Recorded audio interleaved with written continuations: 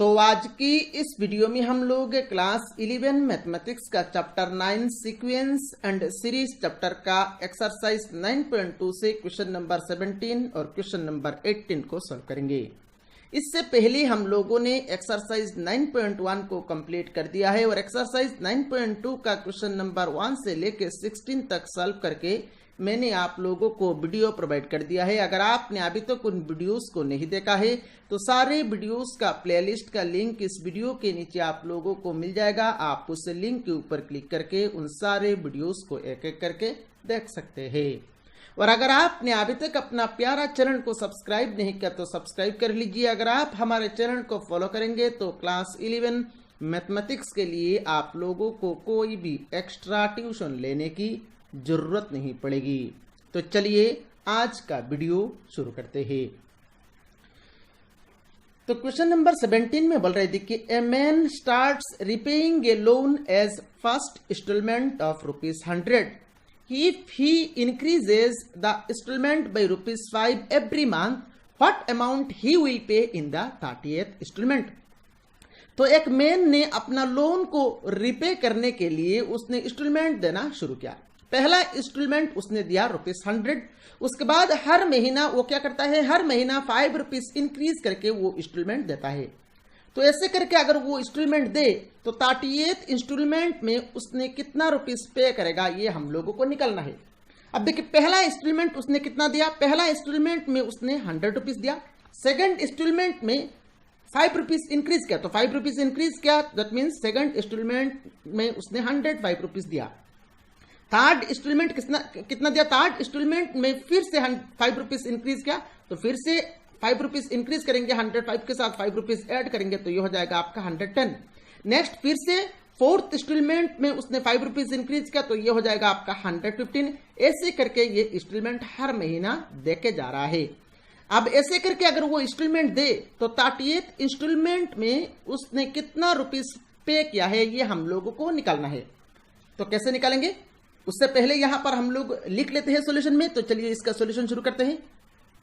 तो सॉल्यूशन के स्टार्टिंग में ही यहां पर हम लोग लिखेंगे the first instalment of the loan is, the first instalment of the loan is ₹100। पहला इंस्टॉलमेंट उसने दिया है ₹100। सेकंड इंस्टॉलमेंट इज, उसके बाद हम लोग लिखेंगे सेकंड इंस्टॉलमेंट इज ₹105। नेक्स्ट लिखेंगे हम लोग third installment is ₹110 and so on. And so on मतलब ऐसा ये इंस्टॉलमेंट हर केस में हर महीना वो ₹5 इंक्रीज करके वो दे रहा है। अभी हम लोगों को देखिए, हम लोगों को ये इंस्टॉलमेंट का जो नंबर है देखिए 100, उसके बाद 105, 110, 115 ऐसे करके ये इंस्टॉलमेंट का नंबर चल रहा है। अभी देखिए इनका अगर आप डिफरेंस करेंगे 105 माइनस 100 करेंगे तो ये हो जाएगा आपका 5, 110 माइनस 105 करेंगे तो ये हो रहा है आपका 5, 115 माइनस 110 करेंगे तो ये भी होगा आपका 5। दैट मीन्स दो कंसेक्यूटिव नंबर्स का डिफरेंस 5 आ रहा है। दैट मीन्स इक्वल होके जा रहा है। तो ये जो सीक्वेंस है, ये सीक्वेंस क्या है, ये सीक्वेंस आपका अरिथमेटिक प्रोग्रेशन फॉर्म कर रहा है। तो अभी यहां पर हम लोग लिखेंगे the amount that the man रिपेज every month, the amount that the man रिपेज every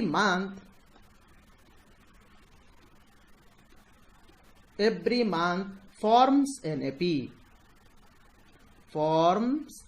AP, वो एरिथमेटिक प्रोग्रेशन फॉर्म कर रहा है। हेयर फर्स्ट टर्म और जिसको हम लोग स्मॉल ए से डिनोट करते हैं, तो फर्स्ट टर्म मतलब पहला नंबर क्या है 100, तो फर्स्ट टर्म हो गया आपका 100। नेक्स्ट है ये कॉमन डिफरेंस जिसको हम लोग स्मॉल सी डी से डिनोट करते हैं।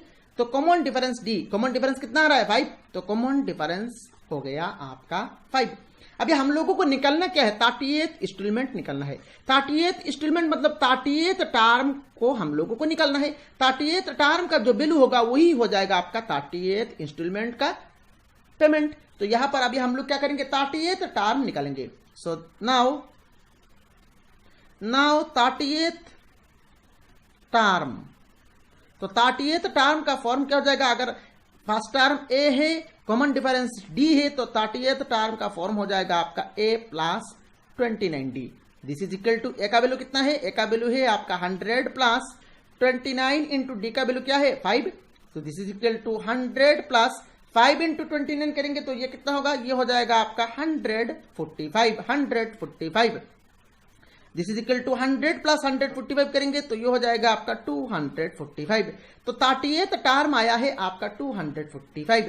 दैट मीन्स 30th इंस्टॉलमेंट में उसने 245 रुपीज पे करेगा। तो यहां पर अभी हम लोग लिखेंगे therefore 30th instalment is 30th instalment is ₹245। तो ये हो गया आपका क्वेश्चन नंबर 17 का कंप्लीट सॉल्यूशन। और मेरे ख्याल से क्वेश्चन नंबर 17 का कंप्लीट सॉल्यूशन आप लोगों को समझ में आया होगा। चलिए नेक्स्ट क्वेश्चन नंबर 18 को सॉल्व करते हैं।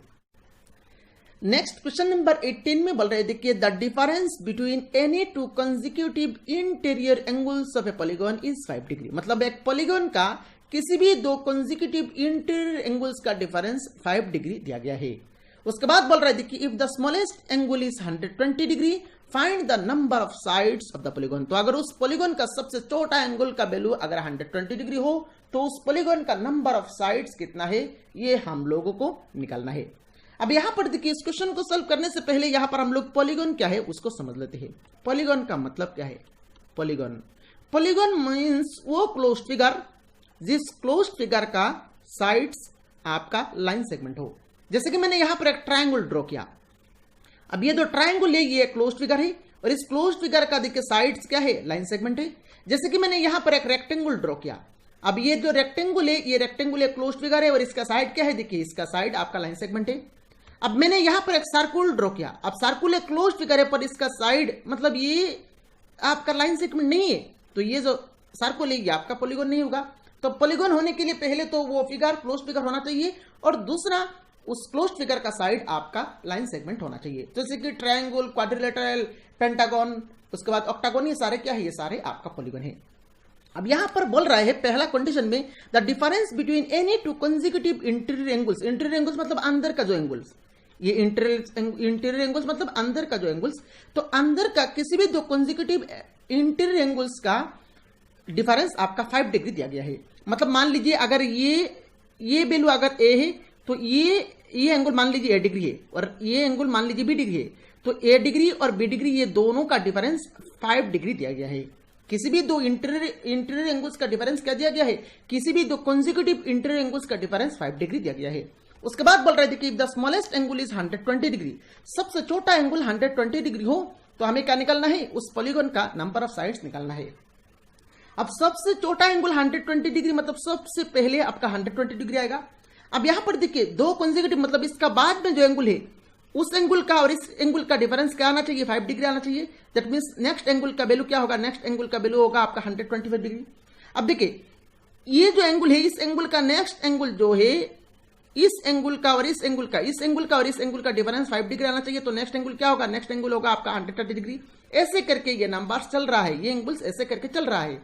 अब देखिए डिफरेंस यहां पर सेम आ रहा है, दैट मींस ये जो नंबर्स है ये नंबर्स आपका एपी फॉर्म करेगा। तो सॉल्यूशन के स्टार्टिंग में ही यहां पर हम लोग जो नंबर्स जो एंगल्स है वो एंगल्स एपी फॉर्म कर रहा है, इसको हम लोग यहां पर लिख लेंगे। तो हम लोग लिखेंगे the angles of the polygon will form an AP. तो हम लोग यहां पर लिखेंगे the angles of the polygon, the angles of the polygon will form an AP, will form an AP। इतना तक हम लोगों ने लिख लिया। with common difference, with common difference और कॉमन डिफरेंस को हम लोग डी से डिनोट करते हैं, तो with common difference D is 5 degree. Common difference कितना है? 5 degree. With common difference D is 5 degree and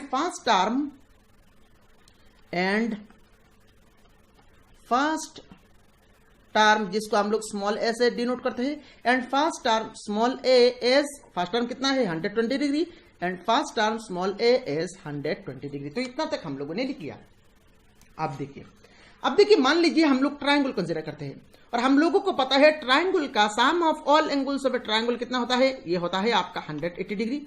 similarly sum of all angles of a quadrilateral कितना होता है? ये होता है आपका 360 डिग्री। ऐसे करके चलता है। अब देखिए यहां पर एक कॉमन फॉर्मूला होता है, sum of all interior angles of a polygon. Sum of all interior angles of a polygon कितना होता है? ये फॉर्मूला होता है आपका 180 degree into n-2, 180 degree into n-2। ये फॉर्मूला होता है sum of all angles of a polygon. यहां पर n का मतलब क्या है? n का मतलब होता है आपका नंबर ऑफ साइड्स। n का मतलब क्या है? n का मतलब होता है आपका number of sides. 180 degree into n-2 का मतलब क्या है? Sum of all interior angles, मतलब इंटीरियर मतलब अंदर का जितना एंगल्स है उन सारे एंगल्स का सम अगर आप करेंगे तो वो एंगल का फॉर्मूला होता है आपका 180 डिग्री इंटू n-2। और n का मतलब क्या है? Number of sides.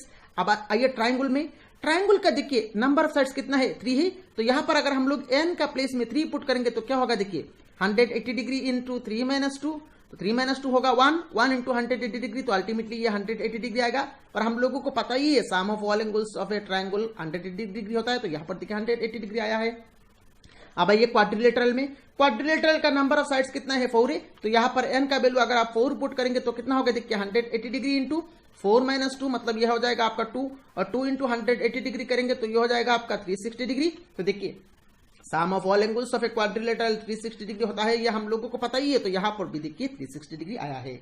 तो अगर मान लीजिए n का वैल्यू अगर 5 हो, n का वैल्यू अगर 5 हो, मतलब अगर उस पॉलीगॉन का नंबर ऑफ साइड्स 5 हो, तो यहां पर आप n का वैल्यू 5 पुट करेंगे तो 5-2 3 इंटू 180 डिग्री जो आएगा वही यहां पर हो जाएगा आपका sum of all interior angles. That means polygon, यहां पर देखिए पॉलीगॉन जो भी हो हम लोगों को तो नंबर ऑफ साइड्स निकलना है। तो पॉलीगॉन हम लोगों को किस टाइप का पॉलीगॉन है हम लोगों को पता नहीं है। तो अगर उस पॉलीगॉन का नंबर ऑफ साइड्स n हो तो उसका sum of all interior angles of that polygon हो जाएगा आपका 180 डिग्री इंटू n-2। तो इस फॉर्मूला को अभी हम लोग यूज करेंगे। तो अभी यहां पर हम लोग लिखेंगे वी नो दैट के यहां पर हम लोग लिखेंगे we know that the sum of all angles of a polygon, the sum of all angles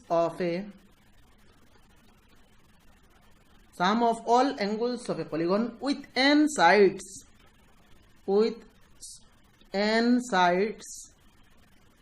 is कितना होता है? is 180 into n-2, is 180 into n-2।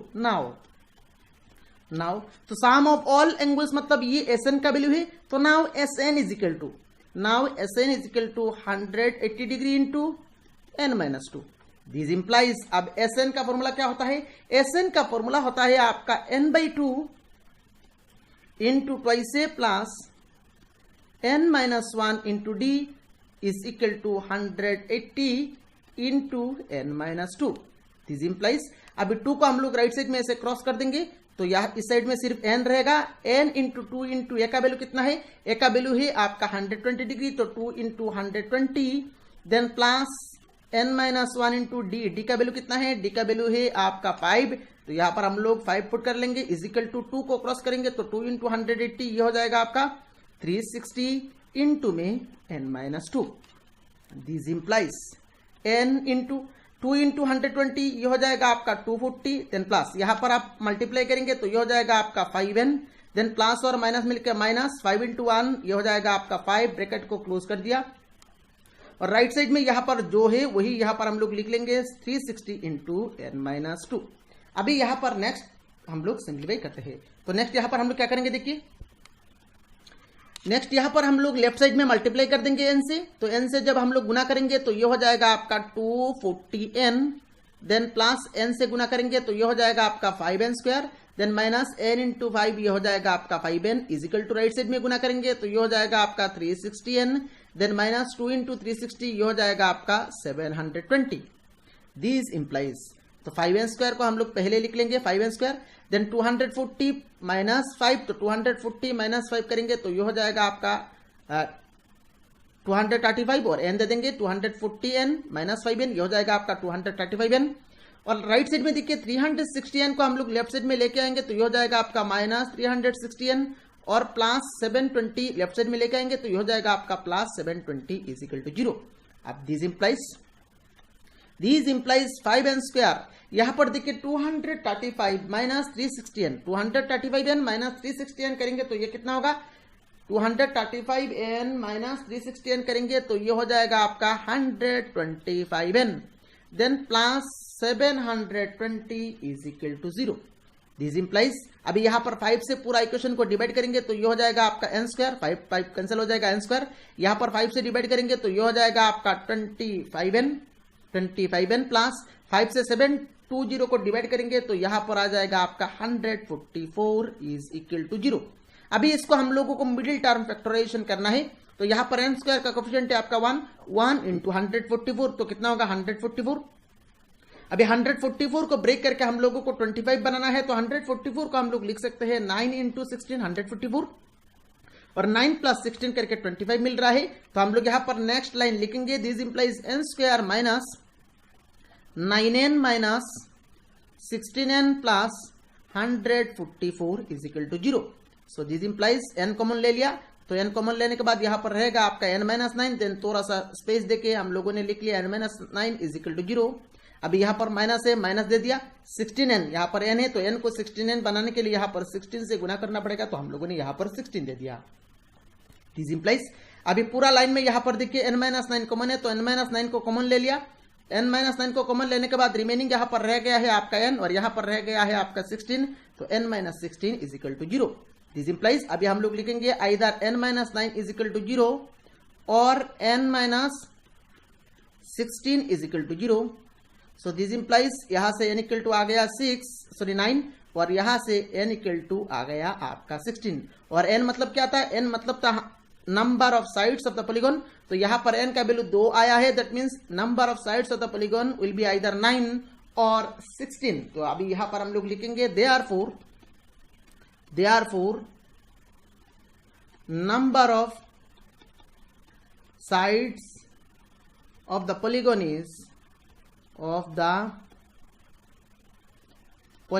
is 9 और 16. तो ये हो गया आपका क्वेश्चन नंबर 18 का कंप्लीट सॉल्यूशन और इसी के साथ ही यहां पर हम लोगों ने एक्सरसाइज 9.2 को भी कंप्लीट कर दिया और मेरे ख्याल से सारे क्वेश्चंस का सॉल्यूशन आप लोगों को समझ में आया होगा. नेक्स्ट वीडियो में हम लोग 9.3 को शुरू करेंगे. ये वीडियो कैसा लगा आप नीचे कमेंट बॉक्स में कमेंट करके जरूर बताइए. वीडियो को लाइक करें, अपने सारे फ्रेंड्स के साथ शेयर करें. Thank you for watching this.